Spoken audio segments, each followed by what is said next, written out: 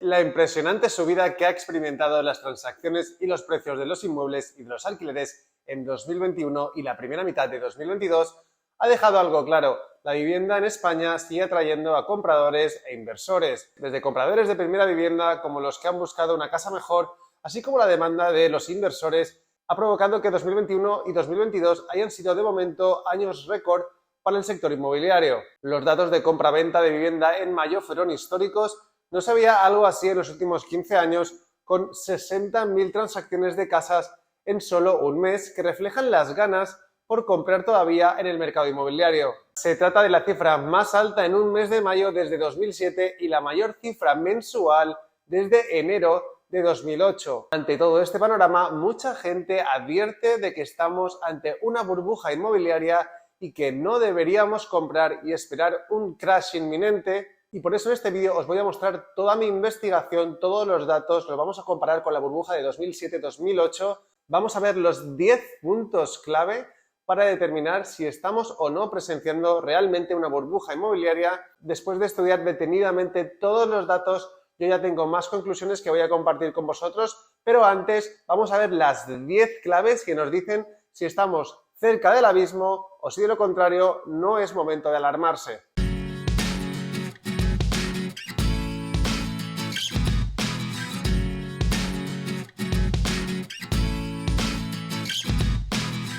Número 1. En cuanto a la obra nueva, se venden 3 veces menos viviendas de obra nueva que en 2008, según los datos del INE. La venta de segunda mano sí que está a niveles similares. Podría pensarse con estos datos que hay más demanda de segunda mano, pero nada más lejos de la realidad. El problema es que no se construyen ni de lejos la cantidad de viviendas que se iniciaban en los años del boom, y si no aumenta la oferta, obviamente por mucha demanda que exista, las ventas no pueden subir y esa demanda se está viendo derivada por obligación generalmente a la vivienda de segunda mano. Número 2. La promoción de vivienda no llega ni a una sexta parte de lo que se producía en la época del boom. En el momento del boom se iniciaron 600.000 viviendas al año, más de lo que construía Alemania, Italia, Francia y Reino Unido juntas.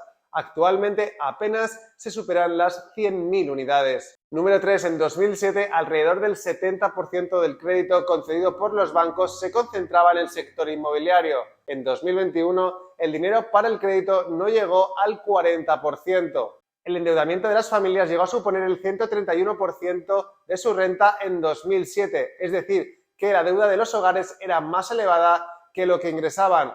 Ahora ese porcentaje se sitúa en un 62,5% según los datos del Banco de España. Número 4. El esfuerzo económico de las familias es ahora algo más razonable. La relación entre el precio de la vivienda y la renta bruta disponible por hogar arroja una idea clara del esfuerzo inmobiliario que deben hacer las familias para comprar una casa. Este ratio da como resultado el número de años de sueldo que supondría pagar una casa. En este sentido, el histórico del Banco de España indica que el máximo se alcanzó en 2007, cuando eran necesarios 9 años de salario para cubrir el precio de una vivienda media. En los 3 últimos años esta variable se ha situado en 7 años, subiendo de modo sostenido de 7 a 7,2 y por último 7,6 en 2021. A pesar del ascenso, no se sitúa en niveles alarmantes. Como siempre os digo, estos son cifras medias y habría que ver en cada ciudad cómo realmente estamos. Esto simplemente nos dice que en general, en cuanto a precios medios,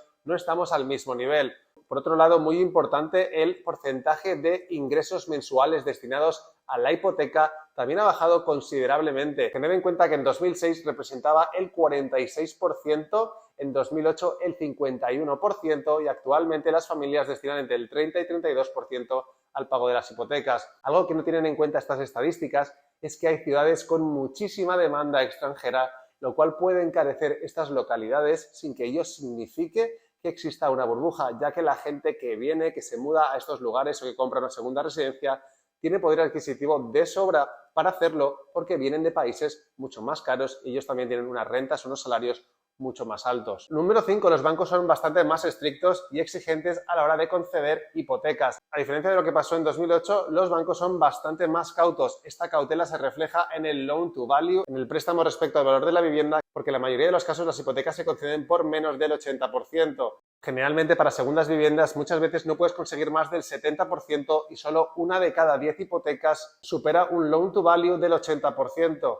En 2007-2008 cualquiera podía conseguir una hipoteca y ahora los bancos exigen bastante más solidez financiera y en 2008, aunque parezca una locura, se daba 120-130% de financiación para la compra de inmuebles. Por lo tanto, no hacía falta mucho dinero ahorrado, obviamente, para comprar una propiedad y ahora la gente sí que necesita ahorrar un mínimo para poder acceder a esa vivienda. Otro dato importante, la mitad de las compraventas se realizan actualmente sin hipoteca. De media, en el conjunto de España, las hipotecas sobre vivienda tienen una cuantía media de unos 148.000 euros. Los préstamos hipotecarios que se firmaron en el mes de abril, por ejemplo, según los datos de los notarios, suponen el 73,4% del precio de la vivienda. Número 6. Cada vez hay menos casas disponibles para alquilar, lo cual implica una subida de rentas que está atrayendo a la demanda inversora. Si estás alquilando, lo sabrás, cada vez hay menos casas disponibles para alquilar. La oferta de vivienda en alquiler en España se ha reducido un 37% durante el segundo trimestre de 2022 respecto al mismo trimestre de 2021. La mayoría de capitales de provincia, concretamente 44,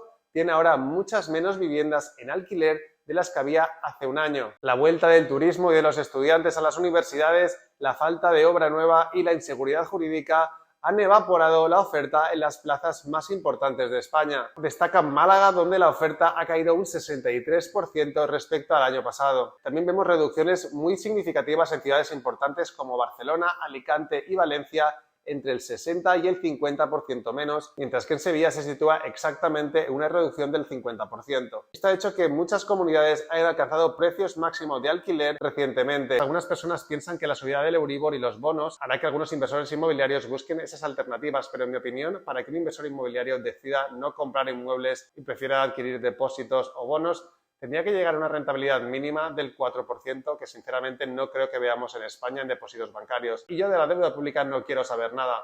Además, hay que plantearse algo. Cuando colocas tu dinero en un plazo fijo, por ejemplo, a 5 o 10 años, y luego bajan los tipos de interés, ¿qué haces con ese dinero? Ten en cuenta que tienes que reinvertir el capital y quizá los inmuebles ya sean mucho más caros para entonces. En cualquier caso, a mí no me interesaría este modelo porque no aprovechas el poder del apalancamiento, así que esto solo tendría sentido para gente que suele comprar inmuebles en efectivo sin financiación. Número 8. El precio de la vivienda no está en máximos históricos en la gran mayoría de ciudades, ni en términos nominales, ni si ajustamos por inflación. La inflación acumulada desde el boom ha sido del 27%, es decir, para un piso que costaba 200.000 euros en 2008, el equivalente actualmente sería unos 250.000 euros. Como veis en pantalla, la gran mayoría de ciudades, con la excepción de Palma, está por debajo de los precios que se alcanzaron en el boom, y eso teniendo en cuenta los precios nominales, es decir, sin ajustar por la inflación. Por ejemplo, a mí, que me afecta mucho los precios de Valencia, vemos que estamos muy lejos todavía de lo que se alcanzó en 2008. Por eso aquí por lo menos estamos bastante lejos de ver precios de burbuja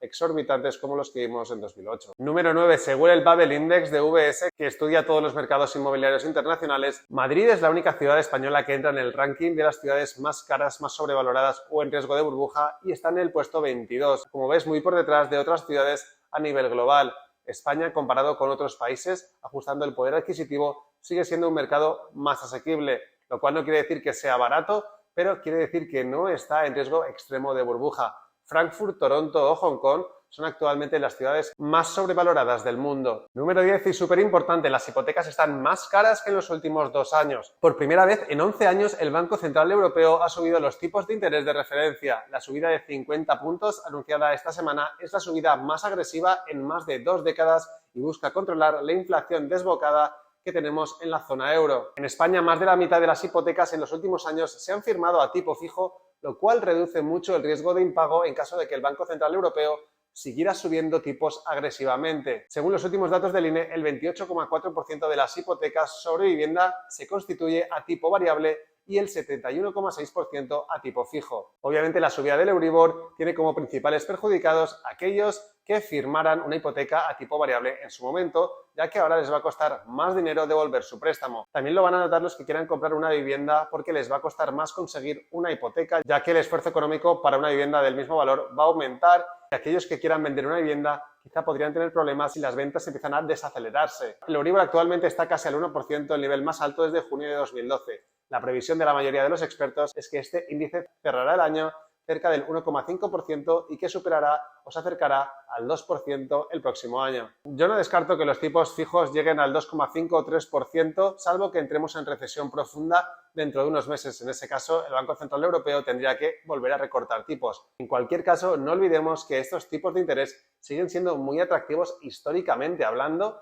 y más teniendo en cuenta las tasas de inflación tan altas que tenemos. Yo personalmente firmé una hipoteca en 2017 al 2,7% fijo y no me parecía caro en su momento. Lo que pasa es que después de poder haber firmado hipotecas por debajo del 2%, parece algo caro, pero es un tema de comparación.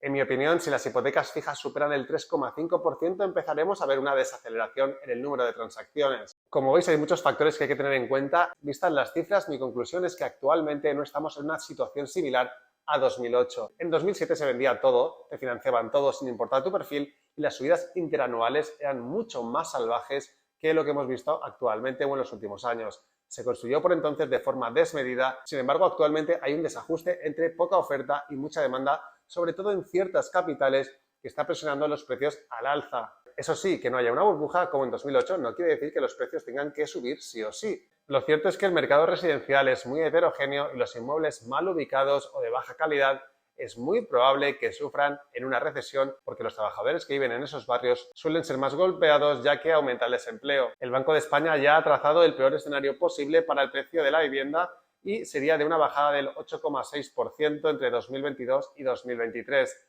Se trata de un escenario extremo al que se llegaría si el PIB del país acabase contrayéndose este año.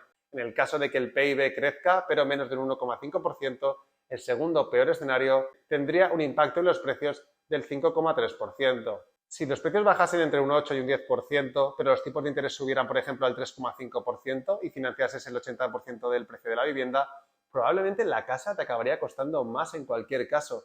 Recordad que una vivienda no cuesta el precio de compra, cuesta el precio de compra más el coste de la deuda. Y cuando estás comprando un activo con un 80% de deuda, pues la deuda es un factor muy importante. En cuanto a los inmuebles de calidad, creo que se van a estabilizar y en las ciudades con mayor demanda económica y extranjera aguantarán mucho mejor de lo que la gente pueda creer. Por otro lado, la dificultad para acceder a la vivienda va a seguir haciendo que los alquileres se mantengan muy fuertes en ciudades donde hay escasez de producto, lo cual también hará que se contengan posibles caídas seguramente, ya que al aumentar las rentas los inversores pueden justificar pagar un precio un poco más alto, ya que siguen saliendo los números en cuanto a rentabilidad se refiere. Otra razón por la que creo que los inmuebles están teniendo un muy buen rendimiento en 2022 es el crash de la bolsa y las cripto. Muchos inversores probablemente se han salido de estos mercados y han preferido optar por la inversión inmobiliaria. La menor volatilidad de este activo y las subidas más moderadas pero continuas han atraído a parte de los inversores tras el susto que se han llevado. Espero que este vídeo pueda ayudar a que la gente tenga una perspectiva más realista de lo que verdaderamente está ocurriendo en el mercado inmobiliario español. La decisión de comprar o invertir es vuestra y dependerá del análisis concreto que hagáis de vuestro mercado. Como siempre he recomendado, y más hoy en día, enfocaos en inmuebles de calidad. No todos los inmuebles son iguales. Os deseo mucha suerte en la búsqueda de oportunidades y, como siempre os digo, invertir con sentido.